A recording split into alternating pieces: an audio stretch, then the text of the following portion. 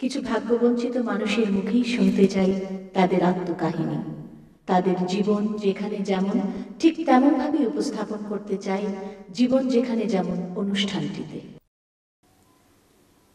যখন মহাসড়ক ধরে ট্রাক, বাস বা গাড়ি চলে, দেখবেন মাঝে মাঝেই সেখানে রয়েছে কিছু পেট্রোল পাম্প। স্বভাবতই আমরা ভাবি যখন আমরা পেট্রোল নিতে নামব তখন পেট্রোল ভরবেন একজন পুরুষ এবং পেট্রোল পাম্পের টাকা পয়সার দায়িত্ব বা কাউন্টার যেটি বলি সেখানেও থাকবেন একজন পুরুষ। পুরুষতান্ত্রিক সমাজের এই চিত্রটি বহু পুরনো। যুগ পাল্টেছে, নারীর ক্ষমতায়ন হয়েছে, নারী এখন বৈমানিক, নারী এখন সৈনিক, নারী এখন সর্বত্র বিরাজমান এক শক্তির নাম। কিন্তু তারপরও এই পুরুষতান্ত্রিক সমাজে এমন কিছু জায়গা আছে, এমন কিছু কাজ আছে যেখানে আমরা নারীদের কখনোই কল্পনা করি না। বিশেষ করে সেটি যদি শারীরিক পরিশ্রমের কোনো জায়গা হয় অথবা এমন কোনো স্থান হয় যেখানে আমরা সচরাচর পুরুষদেরই দেখে অভ্যস্ত, সেই জায়গাটিতেই আমাদের পরিবর্তন প্রয়োজন সবচেয়ে বেশি। এবং সেই পরিবর্তন আমরা তখনই দেখি যখন মহাসড়কে আমাদের গাড়ি থামে অথবা ট্রাক থামে বা বাস থামে পেট্রোল নেয়ার জন্য, এবং যখন দেখি একটি নারীর হাত প্রবেশ করছে এবং সেই নারী পেট্রোল ভরে দিচ্ছে ট্রাকে, বাসে কিংবা গাড়িতে। যখন দেখি যে কাউন্টারে পুরুষকে দেখতাম সেই কাউন্টারে বসে আছে একজন নারী। আবার অনেক জায়গা আছে যেখানে আমরা চালকের আসনেও নারীকে দেখি। এটাই পরিবর্তন। পরিবর্তন উপর থেকে নয়, পরিবর্তন যখন নিচে থেকে শুরু হয়, যখন গ্রামীণ জনপদ থেকে নারী ক্ষমতায়িত হয়, যখন নিম্নবিত্ত নারী ক্ষমতায়িত হয়, নারীর ক্ষমতায়নের আসল চিত্র সেখানেই।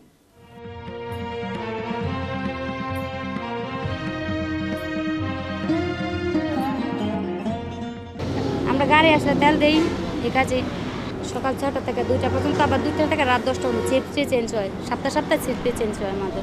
আমার সংসার আমি আছি, আমার এক ছেলে আছে আর স্বামী আছে। ঘরে রান্না বাড়া আছে, কাপড় চোপড় ধোয়া আছে, থাল বাসন ধোয়া আছে, বাচ্চা মাদ্রাসাত নিয়ে জানলাম, মাদ্রাসাতে আনার লাগে, এই বাচ্চা কাপড় চোপড়, বাচ্চা খাবার দেওয়ার লাগে, ডিউটিতে আসা লাগে। আমার শ্বশুরবাড়ির বেড়াতে আসলে কী করি, ওদের আসলে ওনাদের আপমান করার চেষ্টা করি, রান্না বান্না করি, কথা বলি, হাসি খুশি রাখার চেষ্টা করি। কখনো কি সেটা ভাবা যায়? পেট্রোল পাম্পে কাজ করে কি সবাই তো ভালো চোখে দেখে না? চেষ্টা করে, মানুষ ভালো চোখে দেখে না, মানুষের কথা শুনলে তো আর হবে না। কেউ ভালো বলে, কেউ মন্দ বলে, সবার কথা শুনলে তো আর সংসারে কাজ করা যাবে না, আর বাইরে এসে কাজ করা যাবে না। বেতন পাই আমরা 6,000 টাকা। কোনো রকম চলে, কী করবো, গরিব মানুষ, কর্ম তো করতে হবে। কোনো রকম কষ্ট মষ্ট করে চলি, ডাল ভাত খাইয়া, কোনো রকম আল্লাহ চালায়। হ্যাঁ, আমার পরিবার সবাই জান। তা বাংলাদেশ অনেক উন্নত পর্যায়ে গেছে, মেয়েরা চাকরি করে, কারণ জানো সব জায়গায় মেয়েরা চাকরি করে। পেট্রোল পাম্পে চাকরি করে এমন কিছু না যাতে মান সম্মান যাবে না, কারণ যেটা কর্মস্থান, আমি কর্ম করে খাই, আমার কোনো লজ্জা শরম নাই। আমি কর্ম করি, আমি নিজে অনেক গর্ব মনে করি যে আমি কর্ম করে খাই। আল্লাহর কাছে এতে অনেক শুকরিয়া দিয়ে করি যে আল্লাহ আমার খুব ভালো রাখছে, আমি একটা কর্ম করতেছি, আমি কোনো খারাপ পেশায় নেই, আমি খুব ভালো পেশায় আছি। আমার ইচ্ছা আছে আল্লাহ যদি আমার আশা পূর্ণ, যেহেতু ছেলের জন্য চাকরির ক্ষেত্রে আশা, যদি ছেলে পড়তে যায়, সন্তান যদি পড়তে চায়, নিজের শরীরে বিক্রি করে, রক্ত বিক্রি করে হলো ছেলের আমি পড়াবো। এমনি ছুটি নেই। কিন্তু আপনি অসুস্থ আছেন, আপনার একটা অনুষ্ঠান হলো, বা আপনার একটা বাইরে বিয়ে, একটা বা যে কোনো একটা অনুষ্ঠানে আপনার ছুটি আছে, সমস্যা নেই, আপনার দিবে, ছুটি দিবে। যেহেতু ওনার চাকরি, ওনার কোম্পানি চাকরি, ওনারও সুযোগ সুবিধা আমার দিতে হবে। আবার আমার মালিকের তো আমার দেখতে হবে। আমার ইচ্ছে করে না আমার স্বামী নিয়ে আমি কোনো একসাথে যাই, একসাথে বসে খাবার খাই, সন্তানদের সাথে নিয়ে যাই, আমার 100বার মন করে, মন থাকবো না, মন না করে। আবার সব বাপ মাই চায় সন্তানদের কাছে রাখতে, স্বামীর কাছে থাকতে, ঘর সংসার সামলাইতে, কিন্তু সবার কথা তার জুটে না। সব সময় এই ছেলে আছে, ছেলেরে পড়তে বসাই, বাচ্চারা পড়াই, এই টেলিভিশন দেখি, নামাজ পড়ি, যা পারি। এখান থেকে ডিউটিতে গিয়ে মনে করেন ঘর দর সামলাইয়া বাচ্চারা পড়তে পারা, টেলিভিশন তার এত সময় পাওয়া যায় না, খুব কম। কারণ তখন আবার ডিউটিতে আসতে হবে, আরেকটা প্রস্তুতি নেওয়া লাগেছে, সকালে এটা রান্না করবো, এটা রান্না করবো, সব তৈরি করা লাগে, এই আর কি।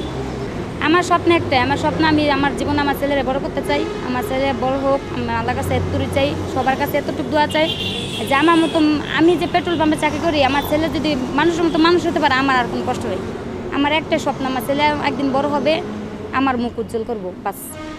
সকাল 6টা বাজে আসি ডিউটিতে, তারপর মনে করেন 2টা বাজে যাইয়ে রান্না বান্না করে তারপর সন্তান স্বামীর খাওয়াইতে হয়। আমরা বর্তমানে এখন করি 4 জন। ছুটিতে গেছে তো আর আমরা 4 জন আছি, মোট 5 জন আছি মেয়ে। ভাই মনে করেন এই জায়গায় পাবলিক, এই জায়গায় মনে করেন অনেক বিভিন্ন লোক আসে, কেউ ভালো কেউ খারাপ, আসলে অনেক লোক আসে, সব তো আর ভালো না।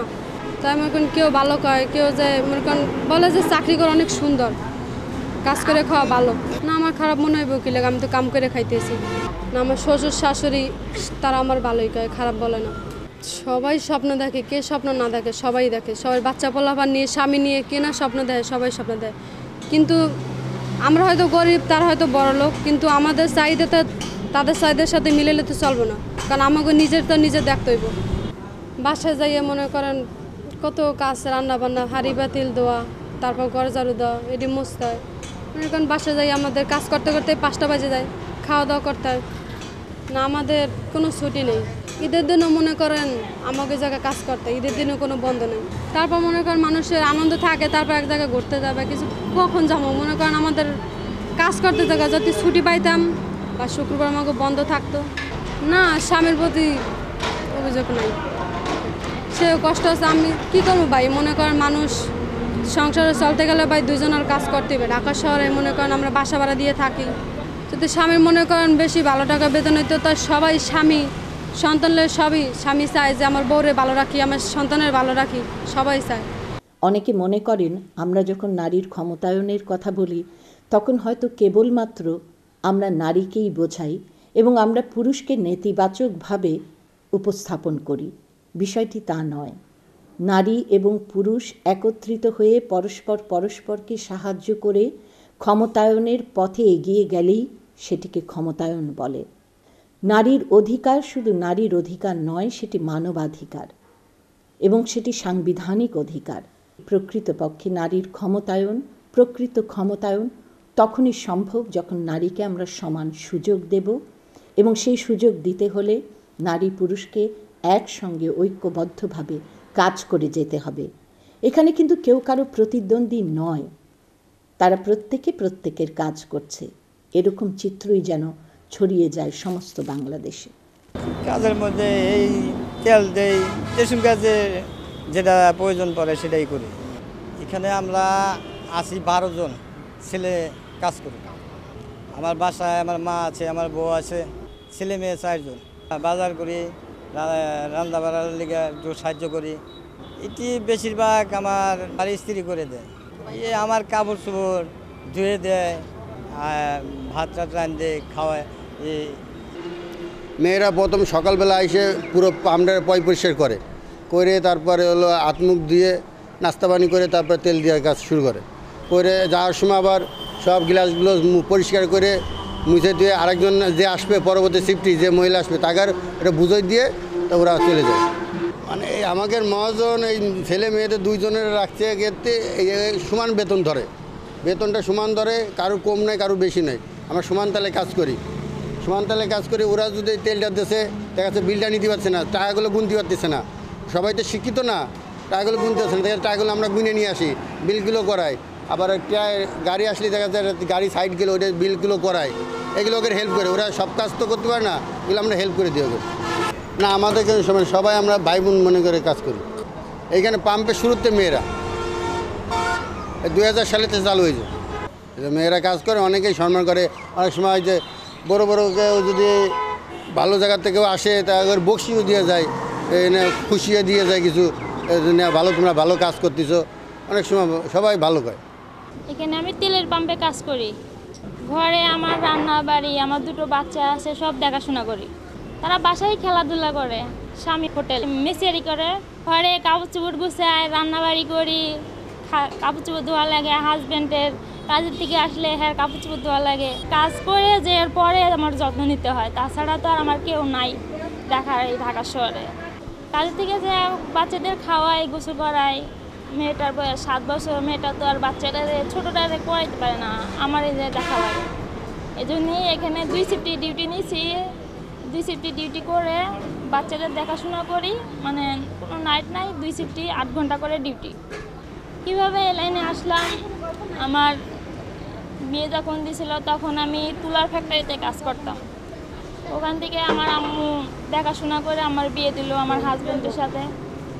বিয়ে দেওয়ার পরে এখন সংসার করতে করতে দুটো বাচ্চা হয়েছে। তখন আমরা দুজনেই গরিব দেখে আমগো স্বামী স্ত্রী দুজনেরই কাজ করতে হয়। বেতনটা স্যালারি তো কমই না, এনে 6,000 টাকা বেতন, আমার জামাই পায় 300 টাকা হাজিরা। তেলের পাম্পে জয়েন দিয়েছি মাত্র 3 মাস। এখানে আসার আগে গার্মেন্টসে কাজ করতাম। আমার হাজব্যান্ড অসুস্থর কারণে গার্মেন্টসে চাকরিটা চলে যায়। লাঞ্চে বোলা খাই গেছিলো পানি।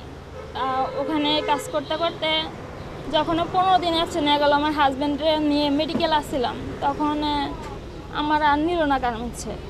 1 বছর কাজ করার পরে হাজব্যান্ডে না নিলে ঘরে জিনিসপাতি আসছিল, ফ্রিজ আসছিল, সব বেচে আমি হেরে চিকিৎসা করছি। এখন বর্তমানে সুস্থ আছে। তারপরে এখন বসে থেকে ঢাকা শহরে তো কিছুই করা যায় না, শ্বশুর বাড়িও কিছু নাই, বাপের বাড়িও কিছু নাই। তাই ঢাকা শহরে থাকি, 2 বাচ্চা নিয়ে ভাড়া থাকি। আর এখানে জয়েন দিচ্ছি, কাজ করতেছে 3 মাস যাবে। চলে অনেক কষ্ট হয়ে যায়, মিস তো করবোই। বাচ্চারা মনে করেন, বাবুটা তো ছোট, আমার ছেলেটা ছোটটা মনে করেন মাত্র 3 বছর বয়স, খেলাধুলা কান্নাকাটি করে। আমি যখন যাই তখন মনে করেন আমার দেখলে সব ঠান্ডা।